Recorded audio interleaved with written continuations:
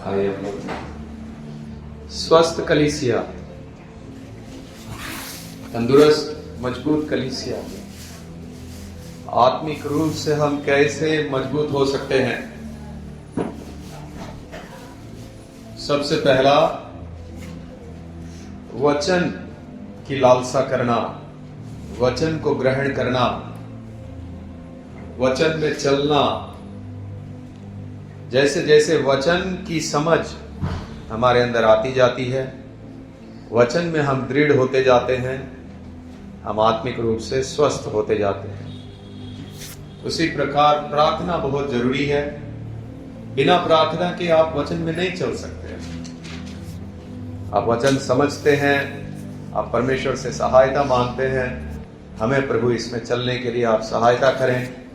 एक एक वचन को हम सामने रखते हुए, प्रार्थना करते हुए वचन में चलने के लिए प्रयास करते हैं और हम प्रार्थना सहित प्रभु में आगे बढ़ते हैं। तीसरा हमने बोला संगति। हमारा एक दूसरे का उन्नति के लिए विश्वासी भाइयों का संगति बहुत जरूरी है। हम एक दूसरे की उन्नति के लिए बनाए गए। हमने देखा, परमेश्वर ने बोला आदम को जब बनाया तो आदम का अकेला रहना अच्छा नहीं था। उसके लिए, उसका संगति के लिए, उसकी सहायक के रूप में हवा को बनाया। हमने देखा लोहा लोहे को चमकाता है। इसी प्रकार एक विश्वासी वचन के द्वारा दूसरे विश्वासी को चमकाता है। शुरू की कलीसिया में कितना ज्यादा संगति होता था और संगति के द्वारा वो लोग एक दूसरे का उन्नति के लिए कारण बनते थे। हमने देखा कोई पाप मनुष्य को छलता है, धोखा देता है। पाप उसको ऐसा बोलता है कि ये तेरे लिए अच्छा है, कर। पाप मनुष्य को छलता है। यहाँ जब्बार है, जवान लड़का है, उसको छला गया, उसको नशे में लेकर गया। अभी उसका दवाई चल रहा है नशे में से निकलने के लिए। तो पाप मनुष्य को छलता है, उसके साथ धोखा करता है, उसको ऐसा बोलता है कि तेरे लिए अच्छा है और उसमें वो फंस जाता है। व्यभिचार है, वो छलता है। नशा है, गलत करके पैसा कमाना है। मेरा एक दोस्त था, मेरा स्कूल का, इधर मुंबई में अभी रहने के लिए काफी साल से, तो मैं काफी समय से मिला नहीं था। तो बीच में मुलुंद जा रहा था तो बोला मैं इधर रहता हूँ, बड़ा फ्लैट में रह रहा है। और मैं बोला क्या कर रहा है? बोलता है मैं ऑयल बेचता था, सिंग तेल वगैरह जो होते हैं, पाम तेल वगैरह। बोलता है मैं उसमें मिलावट करके लाखों रुपया कमाया, लेकिन उसके बाद मेरी माँ को हार्ट अटैक आया, मेरा पिताजी को पैरालिसिस हो गया। तो मेरे को मालूम पड़ा कि मैं ये सब जो गलत कर रहा हूं, इसके लिए मेरे ऊपर ये सब दंड आ रहा है।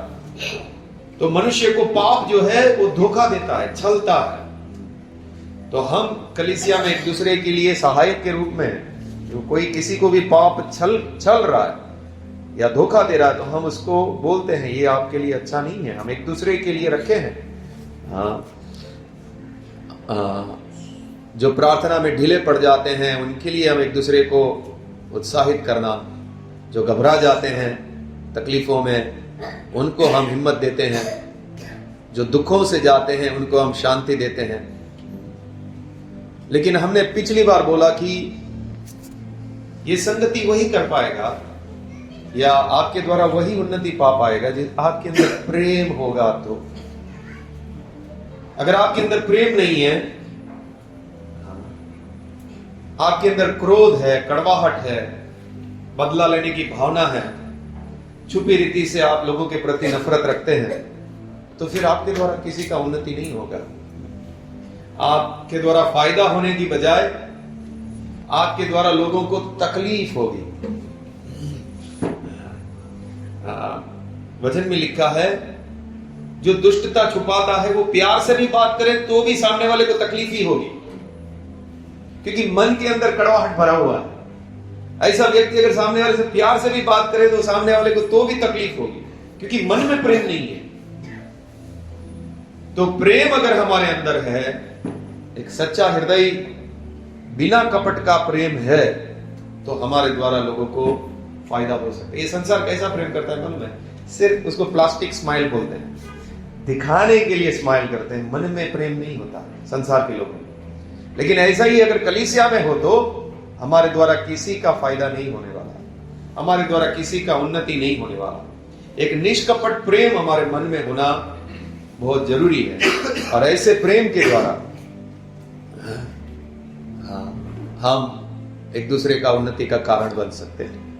एक बहुत अद्भुत वचन परमेश्वर ने हमें दिए हैं, उसको हम देखते हैं आज। पहला कुरिन्थियों 12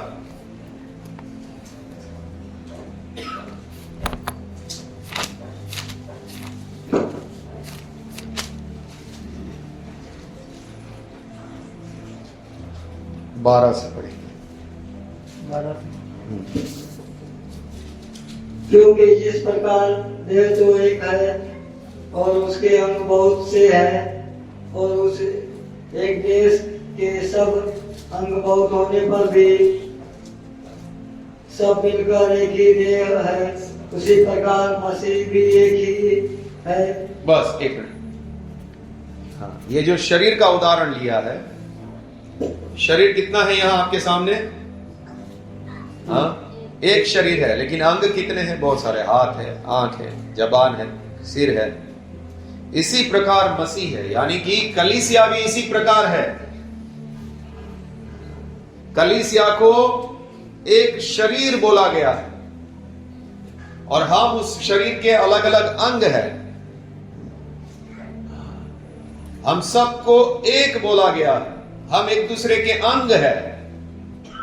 जैसा एक शरीर में हाथ होता है, पैर होता है, आंख होती है, इसी प्रकार हम लोग एक है और अलग अलग अंग है। आगे पढ़ेंगे। क्योंकि हम सब ने, क्या यहूदी हो, क्या यूनानी, क्या दास हो, क्या स्वतंत्र, एक ही आत्मा के द्वारा एक ही देह होने के लिए बपतिस्मा लिया, और हम सबको एक ही आत्मा पिलाया गया। ओके, हम सब ने जब यीशु के पास आए हैं, एक होने के लिए बपतिस्मा लिया है कि हम एक शरीर बन सकें। इसके लिए हमने बपतिस्मा लिया है कि हम एक हो सकें। अलग अलग जाति के, चाहे वो पारदी हो, बिहारी हो, यूपी वाला हो, गुजराती हो, हम सब एक होने के लिए बपतिस्मा लिया है। आगे। इसलिए कि देह में एक ही अंग नहीं परंतु बहुत से है। एक शरीर में बहुत अंग होते हैं, सिर्फ आंख ही नहीं है। ये शरीर सिर्फ आंख नहीं है, उसके पास हाथ भी है, पैर भी है, कान भी है। हाँ, तो एक शरीर में बहुत सारे अंग होते हैं। इसी प्रकार मसीह की जो देह है उसमें बहुत सारे लोग हैं। एक ही व्यक्ति नहीं है, बहुत सारे लोग हैं। आगे। यदि पाँव कहे मैं हाथ नहीं इसलिए देखा नहीं, तो क्या हुआ? इस कारण देखा नहीं। और यदि कान कहे मैं आंख नहीं इसलिए देखा नहीं, तो क्या हुआ? इस कारण देखा नहीं। यदि सारी देह आंख होती तो सुनना कहाँ होता? यदि सारी देह कान ही होती तो सुनना कहाँ होता? परंतु सच में परमेश्वर ने अंगों को अपनी इच्छा के अनुसार एक एक करके देह में रखा है। आगे। यदि वे सब एक ही अंग होते तो देह कहाँ होती? परंतु अब अंग तो बहुत है, बहुत से है, परंतु देह एक ही है। बहुत सारे शरीर में अंग होते हैं, लेकिन देह शरीर एक ही है। आगे। आंख हाथ से नहीं कह सकती मुझे तेरी आवश्यकता नहीं, और ना सिर पांव से कह सकता है मुझे तुम्हारी आवश्यकता नहीं। ओके, यहाँ पर एक बहुत अच्छी बात बोल रहे हैं। आंख हाथ से नहीं बोल सकती कि मुझे तेरी आवश्यकता नहीं। कैसे? अभी आंख में कुछ खुजली आई है तो उसको जरूरत पड़ेगी हाथ की? हाँ? हाँ, उसको ऐसा करने के लिए जरूरत पड़ेगी। आंख नहीं बोल सकती मुझे तेरी जरूरत नहीं, मैं सब कुछ हैंडल कर लूंगी। हाँ, इसी प्रकार बोलता है पांव भी ये नहीं कह सकता कि मुझे आंख तेरी जरूरत नहीं, मैं अपने आप कहीं चला जाऊंगा, आंख को हटाओ मैं जाऊंगा। क्या करेगा वो? जाके ठोक देगा कहीं पे, उसको दिखेगा थोड़ी। पैर को किसकी जरूरत है? आंख की जरूरत है, आंख को हाथ की जरूरत है। इसी प्रकार हम जब एक शरीर बने हैं तो क्या बताना चाहते हैं? हमें क्या एक दूसरे की जरूरत है। परमेश्वर ने हम सबको एक देह में रखा है, तो यहां पे कुछ लोग ऐसा सोच रहे हैं हमें किसी की जरूरत नहीं है। अगर आप किसी से कोई लेना देना नहीं रखते हैं तो फिर आपको किसी की जरूरत, ऐसा लग रहा है आपको किसी की जरूरत नहीं है। आपको मैं बात करूं भैया, नहीं अभी नहीं, वचन के समय नहीं। हमको एक दूसरे की जरूरत है। हमें एक दूसरे की दुख में, तकलीफ में, उसकी उन्नति में, कोई कमजोर है, कोई प्रार्थना नहीं कर पा रहा है। अभी आपको परमेश्वर ने जो भी दान दिया है उस दान के अनुसार आप उसकी सहायता करनी है। आंख नहीं बोल सकती हाथ मुझे तेरी जरूरत नहीं है, नहीं उसको जरूरत है। पैर नहीं बोल सकता आंख मुझे तेरी जरूरत नहीं है, उसको जरूरत है। इसी प्रकार परमेश्वर चाहता है कि कलीसिया जो है एक हो, एक दूसरे की सहायता करने के लिए। अभी जैसे मैं बात कर रहा हूं तो मैं आप लोगों को देख भी रहा हूं, सब ऑटोमेटिक अपने आप सब काम कर रहा है, अपना शरीर पूरा। अभी बात करते करते हाथ बोले भाई मेरे को मत घुमाओ, हाँ, या आंख बोले तू भाई मत देख, अभी सिर्फ पैर से ही और मुंह से ही बात कर ले। लेकिन ये सब अच्छा से तालमेल के साथ पूरा शरीर काम करता है। जो भी हम काम करते हैं, मान लो कुछ काट रहे हैं, आंख भी है, हाथ भी है, पैर खड़ा होकर मदद कर रहा है, कमर मदद कर रही है, सारा कुछ हो रहा है, उसमें एक साथ में काम हो रहा है। इसी प्रकार परमेश्वर चाहता है कलीसिया कार्य करे। इसी प्रकार कलीसिया में एकता हो। जैसे ये शरीर में एकता है, ऐसे कलीसिया के अंदर एकता हो। लेकिन अगर हमारे मन में प्रेम नहीं है तो हमने जैसे बताया नहीं हो पाएगा। मैं क्यों करूं इसको ऐसा, मैं नहीं करूंगा। भजन संहिता 133 उसका 1।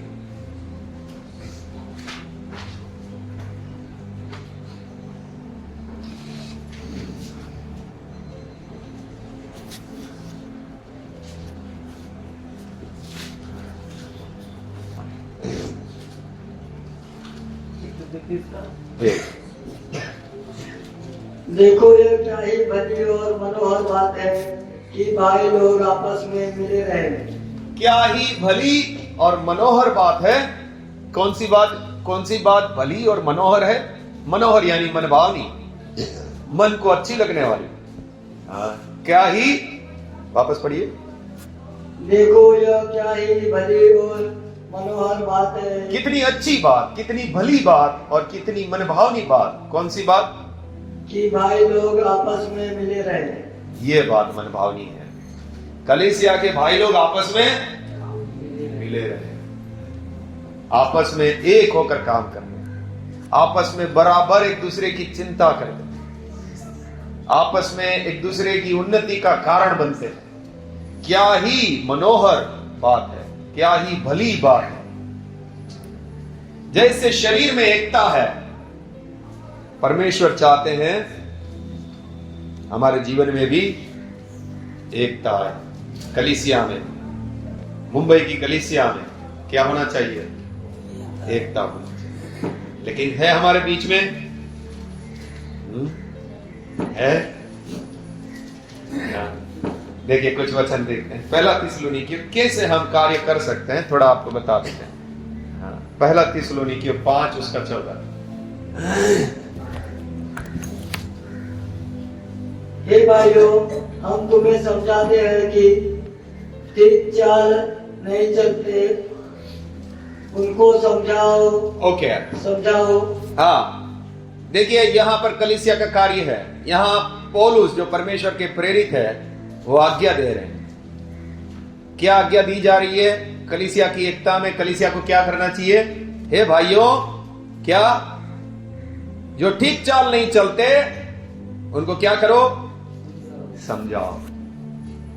हाँ, जो ठीक चाल नहीं चलते उनको समझाओ। राजा के पास जाओ, उनको बोलो ठीक चाल चलो। राजा, तुझे प्रार्थना में आना चाहिए, तुझे थोड़ा ध्यान लगाना चाहिए। उसको समझा रहा है। एक गया, दूसरा जाके भी समझा रहा है, तीसरा जाके भी समझा रहा है। एक चाय पिला के समझा रहा है, एक कॉफी पिला के समझा रहा है, एक माजा पिला के समझा रहा है। हाँ, उसको समझा रहा है। जो ठीक चाल नहीं चलते उसको समझाओ। ललित भाई को समझाओ, भाई ऐसा नहीं करना चाहिए, ऐसा तुझे नहीं करना है। छोटा है, डांटने लायक है तो डांट के जरूर समझाए। डांटने लायक नहीं है, आप अपने बड़े से किसी को डांटने जाते हैं जो योग्य नहीं है, ऐसा नहीं डांटना चाहिए। हाँ, तो समझाना जो योग्य दिखे हमारे साथ, इस प्रकार से समझाना। जो ठीक चाल नहीं सकते, मेरे को चिंता होनी चाहिए, हाँ, इसका आत्मा नाश हो जाएगा, मुझे बताना। हाँ, ओके, आगे। जो ठीक चाल नहीं चलते उनको समझाओ। आगे। कायरों को ढाढ़स दो। कायर लोग डर जाते हैं तुरंत, हिम्मत नहीं है। कई सारे विश्वासी उनको हिम्मत नहीं हो पाती, वो डर लग जाता है। अरे वो ऐसा कर दिया, उसको मालूम पड़ जाएगा कि मैं विश्वासी हूं। अरे, तो कायर लोगों को क्या करो? हिम्मत दे दो उसको। ये कलीसिया आपस में एकता में कार्य करेगी तो ऐसा एक दूसरे के लिए चिंता करके काम करना। कायरों को ढाढ़स देना। आगे। निर्बलों को संभालो। निर्बल लोग विश्वास में इतना मजबूत नहीं है, कमजोर लोग, इतना ज्यादा मालूम नहीं, इतना ज्यादा समझ नहीं, ऐसा लोगों को संभालना, ऐसे लोगों को खड़ा करना। अभी कविता बहन है, इतना कुछ ज्यादा मालूम नहीं, तो धर्मा है, धनो है, उनको संभाल रहे हैं, उनको बार बार बता रहे, उनको संभाल रहे, प्रभु में ऐसे चलना है, ऐसे आगे बढ़ना है। निर्बल लोग हैं, ज्यादा समझ नहीं है, लेकिन प्रभु को प्रेम करते हैं। ऐसे लोगों को क्या करना? संभालना, ये भटक ना जाए, उसका ध्यान रखना। आगे। सबकी ओर सहनशीलता दिखाओ। सहनशीलता दिखाओ, तुरंत बुरा मान जाना। मुझे बोल दिया, मुझे आंख दिखाया, ऐसा नहीं होना चाहिए। सबकी ओर सहनशीलता दिखाओ। तो सहन कर पाएगा वही कर पाएगा ये सब काम। सबकी ओर सहनशीलता दिखाओ। हम सब एक देह है, एक शरीर है, और आपस में हम एक दूसरे के लिए कार्य करना। जो ठीक चाल नहीं चलते उनको समझाना, कायरों को ढाढ़स देना, निर्बलों को संभालना, सबकी ओर सहनशीलता दिखाना। कुछ भी बोल दिया कोई बात नहीं, बुरा लग जाता है कोई बात नहीं, परमेश्वर के सामने जाकर प्रभु मुझे हिम्मत दे, मेरे को तुरंत बुरा लगता है, मैं सहन कर सकूं, मुझे सहायता कर प्रभु। क्या ही भली बात है भाई लोग आपस में मिले रहे। सिस्टर लोगों का मीटिंग होता था, अब नहीं होता। कारण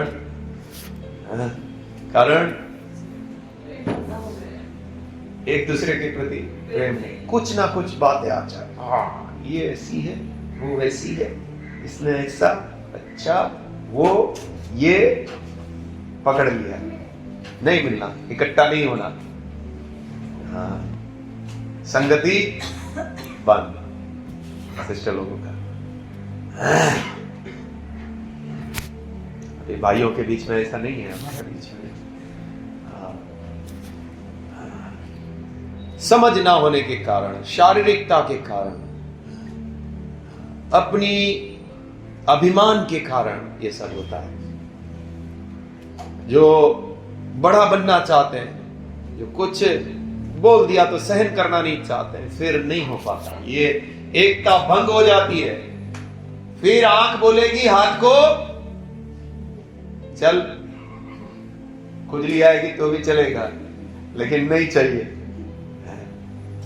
मैं किधर सर पटक के मर जाऊंगा, लेकिन आंख तेरी जरूरत मुझे नहीं है।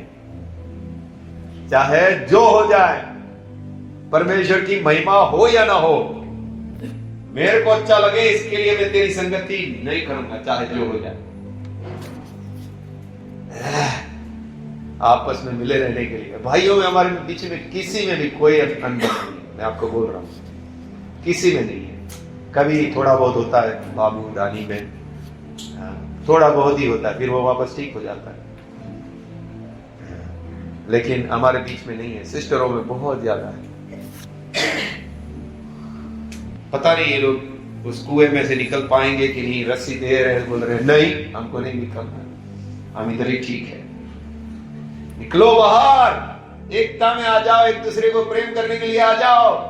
नहीं, इधर सांप बिच्छू सब रहने दो, हम बाहर नहीं आना चाहते।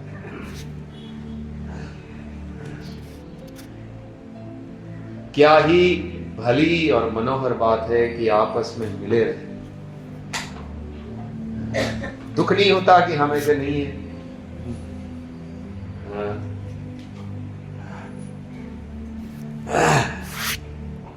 देखिए याकूब की किताब में एक बात है, इसमें परमेश्वर की महिमा नहीं होती। ये सब आपको, ये उपवास करके आप क्या प्रार्थना करते हैं? फिर जब ये सब चीजों से आप बाहर नहीं निकल पा रहे, एकता में नहीं आ पा रहे, तो फिर उपवास प्रार्थना में आप क्या प्रार्थना करते हैं? 4:1 पढ़िए। तुम में लड़ाइयाँ और झगड़े कहाँ से आ गए? तुम में लड़ाई और झगड़े कहां से आ गए? कलीसिया में लड़ाई और झगड़े कहां से आ गए? आप पढ़िए। क्या उन सुख विलासों से नहीं जो तुम्हारे अंगों में लड़ते भिड़ते हैं? हाँ, किस बात से आए? सुख विलासों से, अपनी बड़ाई करने का जो मन है उससे। तुम्हारे अंगों के अंदर सुख विलास जो अंगों में लड़ता है, मुझे ऐसा क्यों बोला, अब मैं नहीं छोड़ूंगी।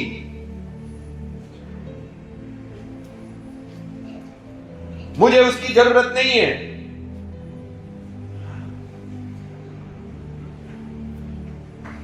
एकता रहे ना रहे, चाहे मनोहर बात हो, भली बात हो ना हो, नहीं चाहिए। बोल दिया तो बोल दिया।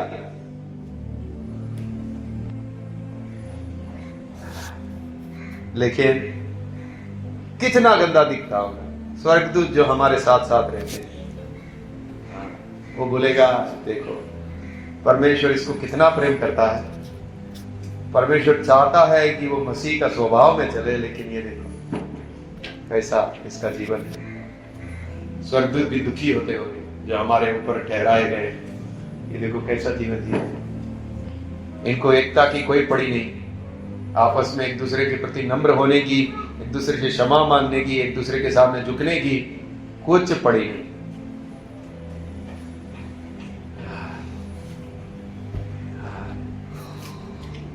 फिर उसमें एक दूसरे की उन्नति के कारण बन पाएंगे? बिल्कुल नहीं, बिल्कुल एक दूसरे की उन्नति का कारण नहीं बन पाएंगे। क्यों? हमारे अंदर सुख विलास लड़ते भिड़ते हैं। हम तो अपने आप को नम्र करना चाहते ही नहीं। मुझे ऐसा बोला, मुझे ऐसा किया, वो ऐसी है, वो वैसा है, वही अंदर घूम रहा है, उसके ऊपर ही जय नहीं प्राप्त कर पाए। लेकिन एक व्यक्ति जो छोटा बनना चाहता है, तुरंत क्षमा मांगना चाहता है, मेल मिलाप करके रहना चाहता है, और मैं आपको बोल रहा हूं पूरा जीवन भर आपकी उन्नति नहीं हो पाएगा। ना आपकी स्वयं की होगी, ना आपके द्वारा किसी और की उन्नति होगी। आपको नम्र होना चाहिए, हमको एकता के लिए कार्य करना है। हमें आपस में, हमें कोई देखे तो ऐसा लगना चाहिए वाह क्या एकता है, क्या प्रेम है एक दूसरे के बीच में।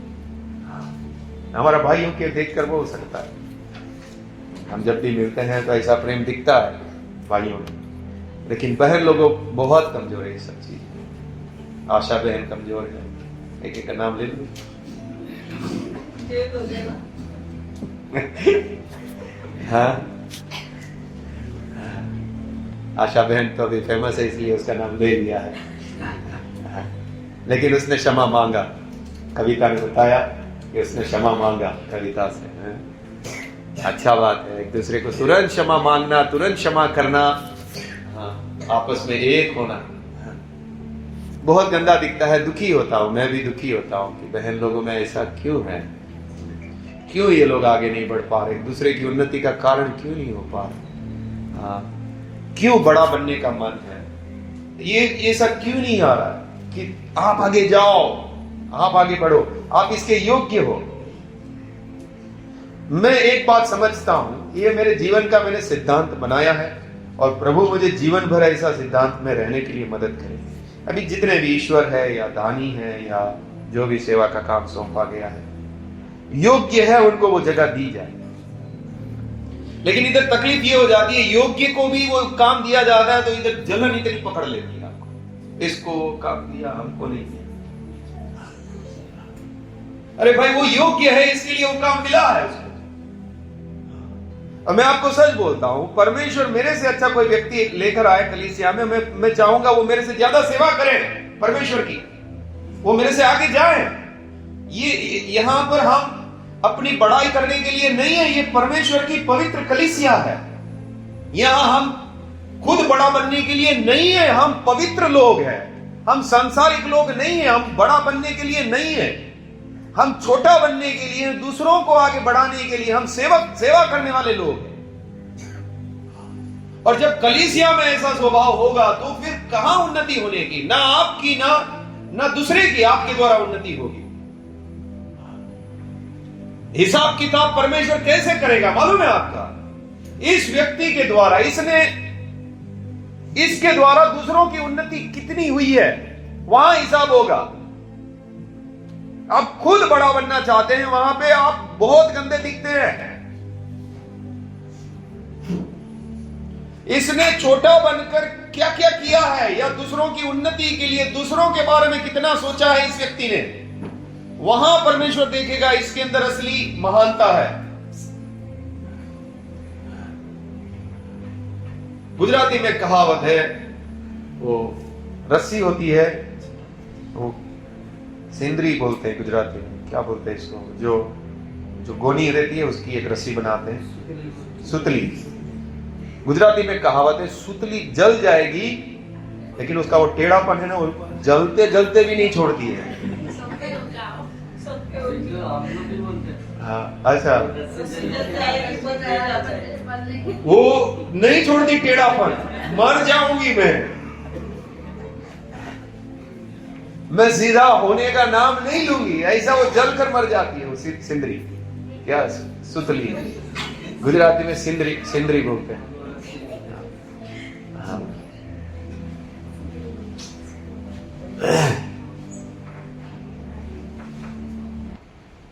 हमको ऐसा नहीं होना है, हमको वो जो टेढ़ापन है हमारे अंदर का, हम सब पापी मनुष्य हैं, हम सब के अंदर वो टेढ़ापन है, हमारे अंदर आएगा।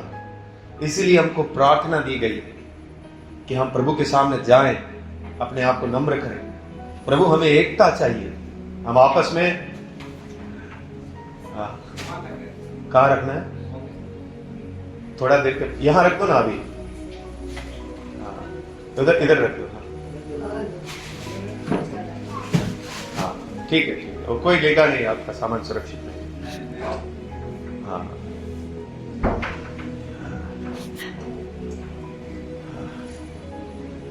हमें एक शरीर के जैसा काम करना है और हम सबको ये कर्तव्य है, एक दूसरे के लिए हमको सोचना।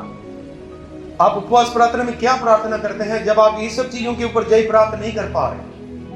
ये सब चीजें हैं जिसके ऊपर हमको जय प्राप्त करनी है, हमको आगे बढ़ना है। जहां पे भी मेरी वजह से लोगों का उन्नति होना चाहिए, मैं कलीसिया के लिए काम आऊं, मैं दूसरों की उन्नति के लिए काम आऊं, मैं दूसरों को समझाने के लिए काम आऊं। मसीही जीवन एक सेवक का जीवन है, एक सेवा करने वाला एक व्यक्ति का जीवन है। ऐसा हृदय हमारे अंदर होना बहुत जरूरी है। अभी आपको मालूम है, मैं सोमवार की मीटिंग में वो एलिशा का विधवा का विषय चल रहा था। तो एलिशा और विधवा का विषय सिखाते सिखाते सूर्यका सिस्टर का मैंने उदाहरण लिया कि कैसा प्रभु उनको चला रहा है। जैसा ही ये बात दो लोगों ने पकड़ लिया, ये बात सिर्फ सुन लिया दो लोगों ने और तुरंत काम पर लग गए। तुरंत वो बोले हम मदद करना चाहते हैं। तैयार है वो शरीर, खुजली आई तुरंत काम कर दिया, तुरंत कीड़ा लगा तुरंत हटा दिया, मदद की जरूरत पड़ गई तुरंत वो हाथ काम करने के लिए आ गया। सिर्फ उनको इशारा मिल गया कि ऐसा एक बहन कलीसिया में तकलीफ में है, तुरंत खड़े हो गए हम भी कुछ करेंगे। ये हो गया क्या, एक देह का कार्य। बहुत अच्छा लगा मुझे। उन लोगों को बोला नहीं गया, उन लोगों को सिर्फ मालूम नहीं था, उनको सिर्फ इशारा मिल गया। मैं तो ये उनको ऐसा भी नहीं बोला कि उनको कुछ जरूरत है, मैं उनको बोला 3 महीने से परमेश्वर कैसा चला रहा है अद्भुत रीति से, ऐसा करके मैंने वो वचन सिखाते हुए बोला। तुरंत एक ने तो फोन किया, एक ने भेज भी दिया, वो कुछ बोले भी ना, भेज दिया और फिर मैसेज डाल दिया कि इसको ऐसा ऐसा दे दे।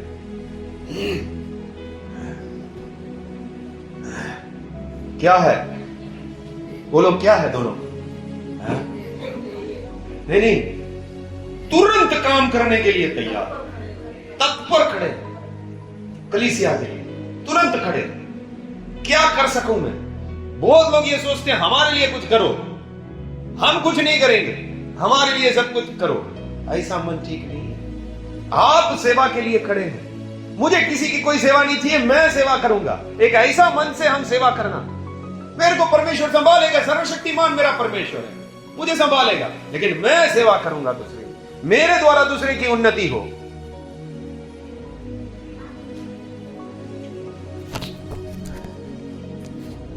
कलीसिया में ऐसा मन के साथ चलना, परमेश्वर कितना आनंदित होता है मालूम है आपको। आप सेवा के लिए खड़े, कौन जरूरत में है, किसकी क्या में, ऐसा ये थोड़ा इसको समझाना जरूरी है। थोड़ा इसका प्रार्थना जीवन कमजोर हो गया, मेरा काम है मैं इसको जाके बताऊं। इफिसियंस 6 में एक वचन देखते हैं।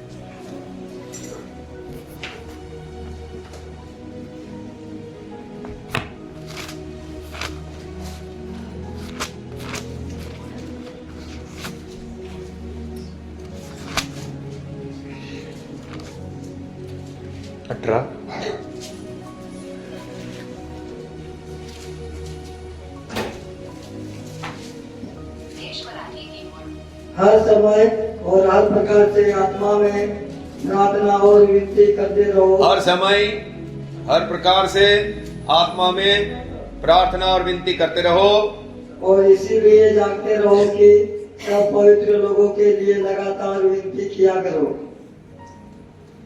ऐसा कोई प्रार्थना करता है? अभी मुझे तो नहीं मालूम, मुझे लगता है संगीता सिस्टर करते होंगे। तुरंत दुख समझ आया, किसी ने कुछ बोला, ये तकलीफ में तुरंत जाएगा, जब भी प्रार्थना करने बैठेगा उन सब का नाम लेकर प्रार्थना करेगा। ये सब बात के लिए वो जाग रहा है, कलीसिया के भाई बहनों के लिए जाग रहा है। कुछ लोग तो बोले भाई हम प्रार्थना ही नहीं करते, तो कहाँ किसी के लिए प्रार्थना में याद रखें। हमको तो प्रार्थना में बैठने के लिए ही सालों लग गए, अब तक हम प्रार्थना में बैठ ही नहीं पा रहे। एक सामान्य सा काम अभी तक आप नहीं कर पा रहे, प्रार्थना में नहीं बैठ पा रहे। जरूर संघर्ष हो सकता है आपका, लेकिन आप एटलीस्ट 1 या 2 बार तो कम से कम बैठने वाला बन जाना चाहिए। अब तक सालों हो गए आपको, अभी तक आप प्रार्थना नहीं कर पा रहे, तो आप कौन सा विश्वासी है? कितना भी संघर्ष क्यों ना हो, मुझे प्रार्थना में बैठना है, मुझे प्रार्थना करना है अपने लिए और कलीसिया के लिए।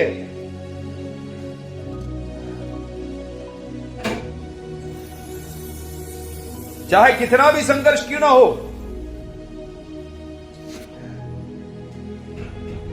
प्रार्थना में जाग रहा है। मालूम पड़ा पिंटू भाई का ये तकलीफ आया है, इनका ये तकलीफ आया है, तुरंत जाकर बैठा प्रार्थना कर रहा है। मेरा भाई को तकलीफ आया, मेरा उस बहन को तकलीफ आया, मुझे अपनी भावनाओं के साथ में प्रार्थना कर रहा है, प्रभु दया कर उसके ऊपर, उसको तकलीफ ना हो जाए, इस वजह से अपनी भावना, क्या परमेश्वर प्रसन्न होगा? हाँ? देख, इसके अंदर चिंता है, इसके मन में चिंता है इसके प्रति। और लेकिन हम लोग दुनिया की 1000 बातों को लेकर घूम रहे हैं, जो चीज हमको करनी है वो नहीं कर रहे हैं। हम सेवा लेना चाहते हैं, हम सेवा करने वाला मन नहीं है हमारा।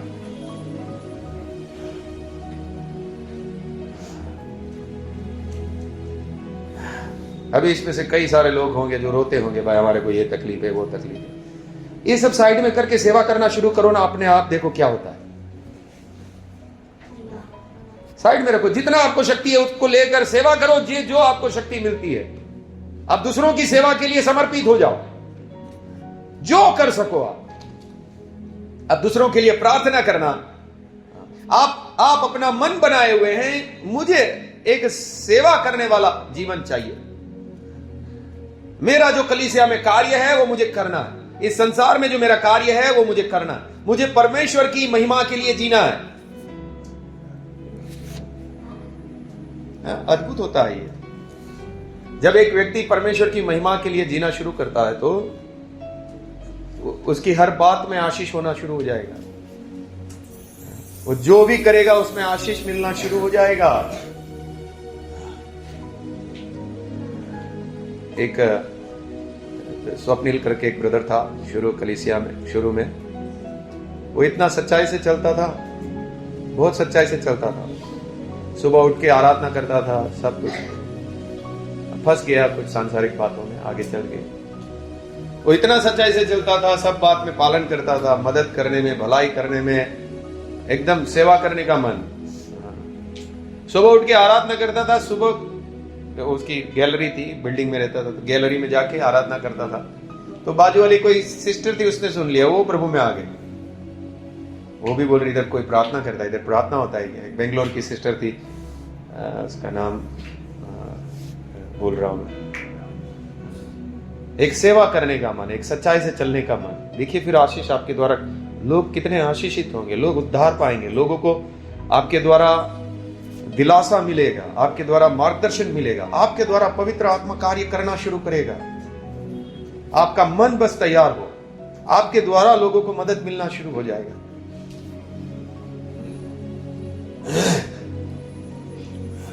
आपको प्रभु इस्तेमाल करना शुरू कर देगा। आप बस तैयार है। मुझे परमेश्वर ने जिस मतलब से इस दुनिया में रखा है, कलीसिया में रखा है, वो मुझे जानना है, मुझे उसके लिए कार्य करना है। ओके, कुछ और वचन देखते हैं।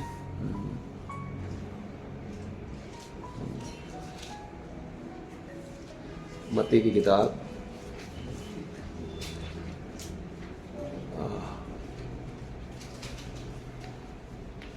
18:15 से 17।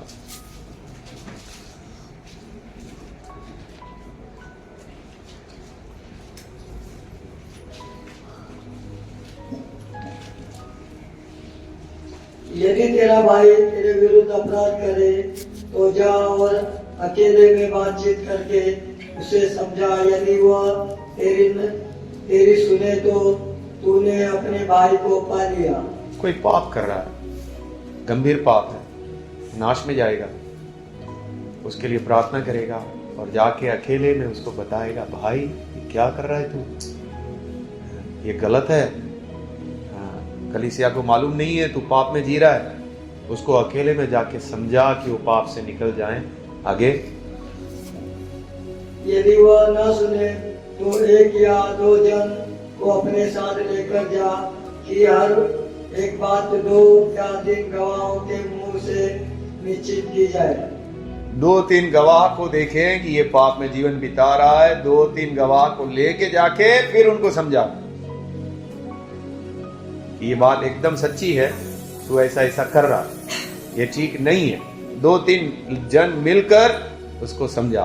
हाँ, फिर यदि वह उनकी भी न माने तो कलीसिया से कह दे, परंतु यदि कलीसिया की भी न माने तो तू उसे अन्य जाति और महसूल लेने वाले जैसा जाने। हाँ। अभी मान लीजिए एक आदमी पाप कर रहा है, आपने देखा, आपने उसको समझाया, फिर 2 या 3 जन जिसको मालूम है सच में ये पाप कर रहा है, 2-3 जन मिलकर उसको समझाने जा रहे हैं। 2 या 3 गवाह में कोई भी बात पक्की हो जाती है, हाँ ये सच बात है। उसको समझाया फिर भी नहीं मान रहे, कलीसिया के सामने बताया, कलीसिया के लोगों ने समझाया, फिर भी अगर वो नहीं मानना चाहता है तो फिर वो अविश्वासी बन गया है। जैसे अभी ललित भाई कुछ बात में फंसे थे, मैंने समझाया भाई ये सब ठीक नहीं है, ये सब ना करें आप। उन्होंने बात नहीं सुना। फिर दानी वगैरह उसको फ़ोन कर रहे थे कि भाई ऐसा नहीं करना है, संगीता सिस्टर बात कर रहे थे, ऐसा जीवन में नहीं होना चाहिए। अभी ठीक है, प्रभु उसको लेकर आ रहा। लेकिन अगर वो इस तरह का मार्ग पकड़ ले जो उसके लिए ठीक नहीं है, हाँ, ये परमेश्वर ने देखो कितना अद्भुत रखा है। उसका प्राण बच जाए इसके लिए हम एक दूसरे की चिंता करते हैं कि वो पाप में फंस न जाए। एक जाके समझाया, 2-3 गवाह मिलकर कि हाँ इसमें ये कमी है, उसको समझाया, फिर भी वो नहीं समझना चाहता। कलीसिया के हर एक व्यक्ति उसको समझाए, फिर भी वो अगर समझना नहीं चाहता है तब वो कठोर हो चुका है, ये साबित हो जाता है। और फिर उसको अविश्वास जानना करके, तो परमेश्वर ने ऐसा क्यों रखा? उस व्यक्ति के फायदे के लिए या नुकसान के लिए? वो बच जाए, हाँ, वो व्यक्ति को हानि ना हो, इसके लिए। रोमियो 15:14।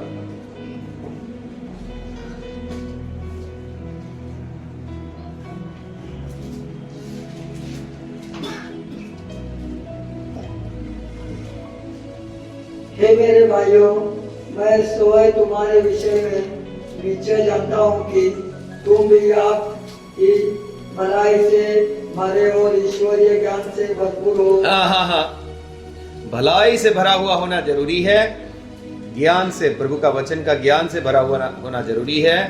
आगे, और एक दूसरे को चिता सकते हो। हाँ, आप चेतावनी दे सकते हो, चिता सकते हो, सचेत कर सकते हो, भाई ये ठीक नहीं है।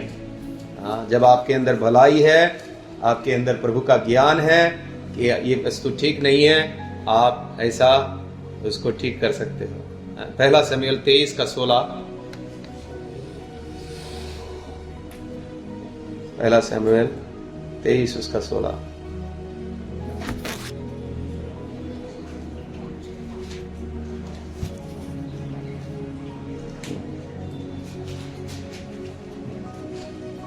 जब दाऊद को जरूरत थी, देखिए एक सच्चा विश्वासी क्या कर रहा है दाऊद के साथ, पढ़ेंगे कि शाऊल का पुत्र योनातान उठकर उसके पास होरेश में गया और परमेश्वर की चर्चा करके उसको ढाढ़स दिलाया, हिम्मत दिला रहा है।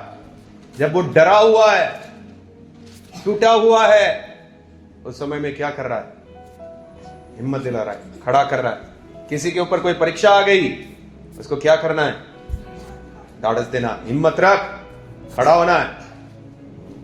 एक अद्भुत वचन है, अगर इस वचन को कोई समझे तो एक अद्भुत वचन है, भजन संहिता 141:5। पानी का बोतल लाना भूल गया। 141:5। ठीक से बैठो। चिंटू मिंटू नहीं आए, एक ही लड़की आई। हाँ, पढ़ेंगे। धर्मी मुझको मारे तो यह कृपा मानी जाएगी। हाँ, क्या करें? धर्मी मुझको मारे तो यह कृपा मानी जाएगी, और वह मुझे ताड़ना दे तो यह मेरे सिर पर का तेल ठहरेगा। मेरा सिर उसके कारण न करेगा। लोगों के बुरे काम करने पर भी मैं प्रार्थना में लवलीन रहूंगा। यहाँ पर भजन लिखने वाला क्या बोल रहा है? धर्मी मुझे क्या करे तो ये क्या गिना जाएगा? कृपा गिनी जाएगी। कोई इसमें तैयार होगा ऐसा? कोई ऐसा बोल सकता है? अभी जैसे मान लीजिए ईश्वर है, या ईश्वर बोले ब्रदर मैं कभी भी गलत हूँ तो आप मुझे मार सकते हैं, मुझे गलत मार्ग से बचाना, मुझे मार के भी सही रीति से मुझे चलाना। भजन लिखने वाला बोलता है कि एक धर्मी व्यक्ति मुझे मार के भी सही मार्ग पर लेके आए तो मेरे लिए एक कृपा होगी। और बोलता है कोई मुझे ताड़ना दे तो ये मेरे सिर पर का तेल ठहरेगा। मतलब मुझे सही मार्ग पर लाने के लिए, जब मैं गलत हूं तब मुझे सही करने के लिए मुझे मारे। मैं पास्टर फिन्नी को बोलता था आप मुझे मार भी सकते हैं, मैं कभी गलत हूं तो आप मुझे मार भी सकते हैं। मैं ऐसा अधिकार उनको दिया क्योंकि मैं चाहता हूं जब भी हम गलत हो तो एक धर्मी व्यक्ति मारे।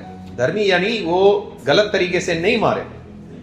मैंने बाबू को मारा, राजा को भी मारा है, बाबू को बहुत मारा है। दारू पीता था, वापस गिर जाता था तो उसको मार मार के उसको ठीक किया है। एक बार तो उसने दारू पिया हुआ था, मुझे सामने मार दिया, उसको थप्पड़ मारा, उसने उठाकर जितना जोर से मैंने मारा था उसका डबल जोर से 60 करके दे दिया मुझे। हाँ, बहुत बार मारा उसको। हाँ, ऐसा मन होना चाहिए हमारा, हम जवाबदेही हो। मैंने परमेश्वर को शुरू में बहुत प्रार्थना ऐसा किया, मैंने बोला प्रभु मैं कठोर मनुष्य हूं, आप मुझे आपके मार्ग में चलने के लिए मारना पड़े तो मुझे ताड़ना देकर आपके मार्ग में चलाना, मेरे ऊपर लाठी चलाना, ऐसा मैं प्रार्थना करता। और मुझे मेरे ऊपर लाठी चलाई है परमेश्वर ने काफी। मैं उठता था 2 बजे दोपहर को, रात को सुबह 4 बजे सोता था, पूरी रात सिगरेट फूकता था। तो ऐसा जीवन बहुत गलत टाइप का जीवन था। तो परमेश्वर ने ठीक किया मुझे। हमारे अंदर ऐसा मन होना चाहिए कि हमारे ऊपर या जिनको हम आत्मिक लोग समझते हैं कि वो मुझे मारे तो भी मेरे लिए ये अच्छा होगा, मेरे लिए कृपा गिनी जाएगी। मुझे अगर कोई ताड़ना दे, मुझे तकलीफ में डाले तो मेरे लिए सिर पर का तेल गिना जाएगा। अभी किसी के अंदर बहुत सारी गलतियां हैं, उसको सही करने के लिए ताड़ना देनी पड़ेगी, उसको तकलीफों में डालना पड़ेगा, तब जाकर उसको सही बुद्धि आएगी। तो आपका मन ऐसा होना चाहिए कि हाँ मुझे सही होना है, मुझे ठीक करो।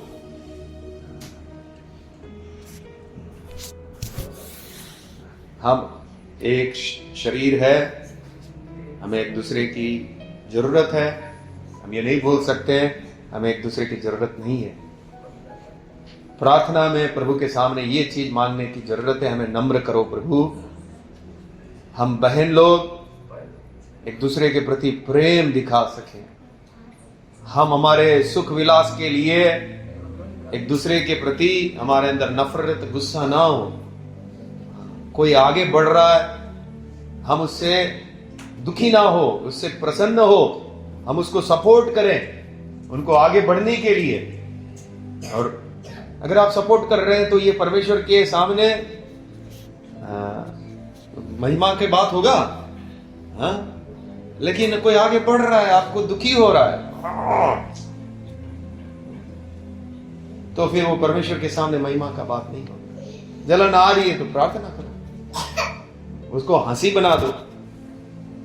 ब्रदर मुझे आपको देख के बहुत जलन आ रहा है, लेकिन आप आगे बढ़ो, ऐसा इसको हंसी बना दो, इसको हंसी बनाओ, उस चीज को जड़ पकड़ने। लेकिन हम क्या करते हैं, शैतान को बोलते हैं तू मेरा हाथ पकड़, हम दोनों मिलकर उसके जलन करते हैं,